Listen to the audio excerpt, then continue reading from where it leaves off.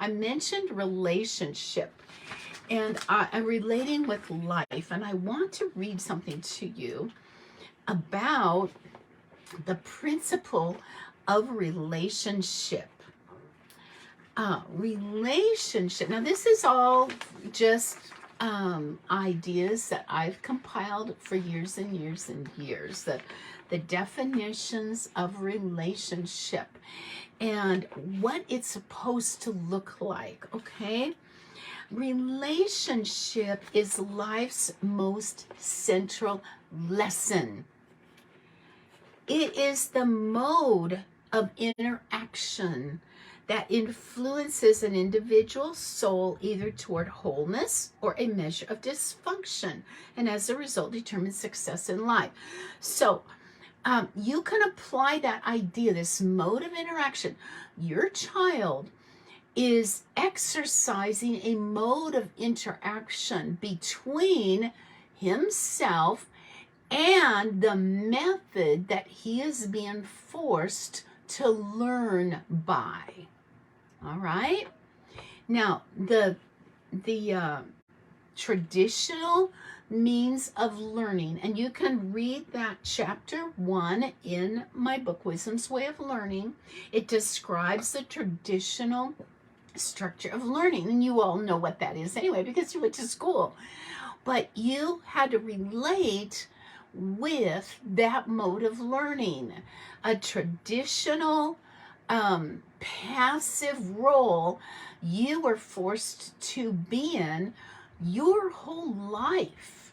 And this is what your children are forced to be in, a passive role of learning through traditional means of educating. It's very passive.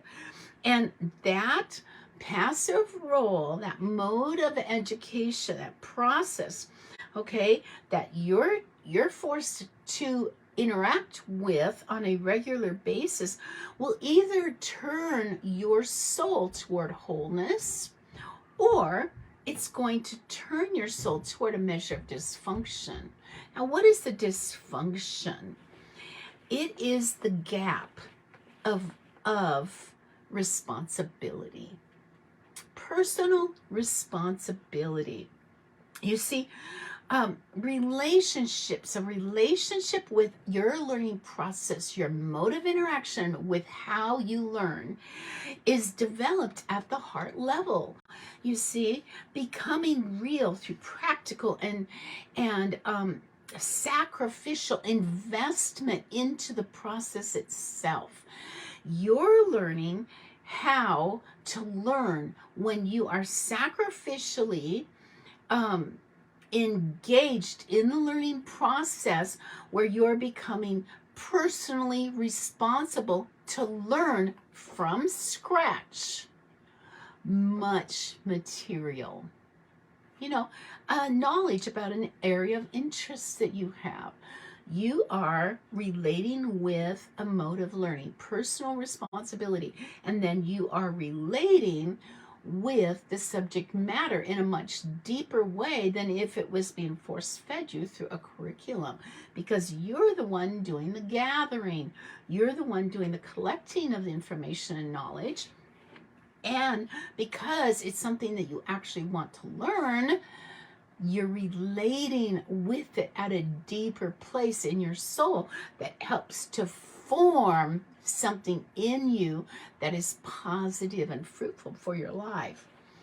And so with this mode of learning, which is relationship, you are either, there's 3 postures that you can take. You are either independent, or you are dependent, or you are interdependent.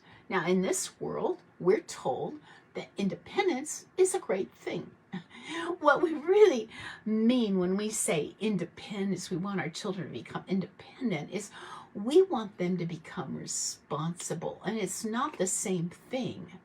Independence is actually licentious, rival, in competition with God, claiming to have some truth, but it produces dead works of the flesh, you see?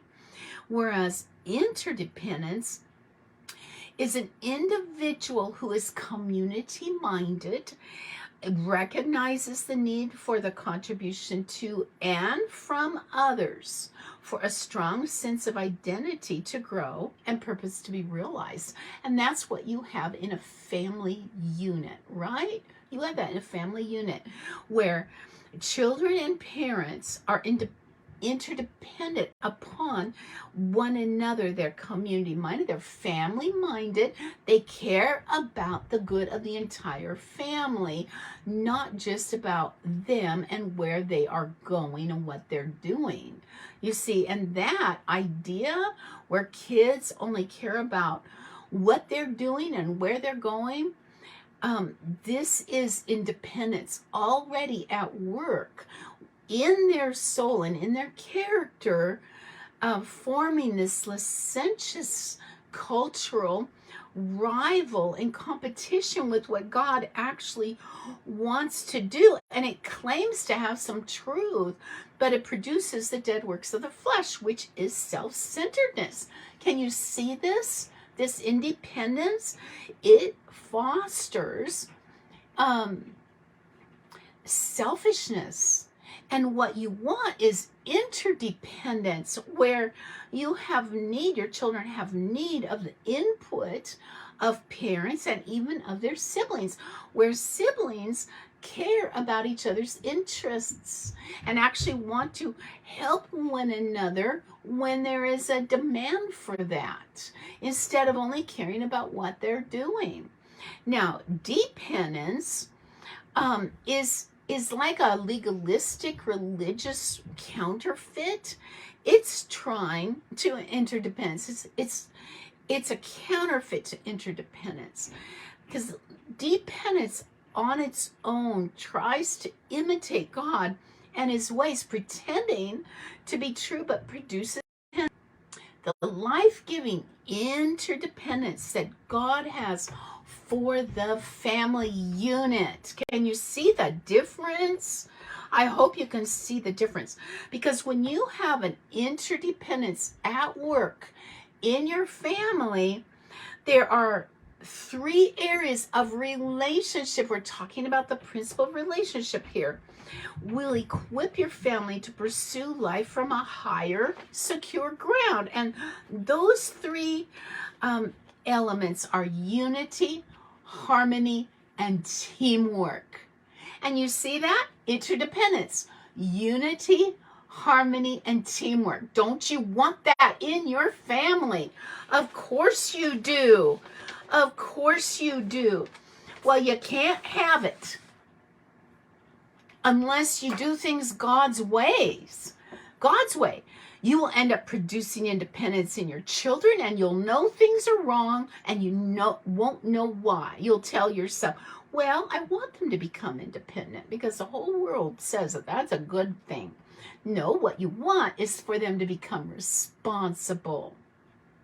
That's what you want. You don't want them to not have anything to do with you.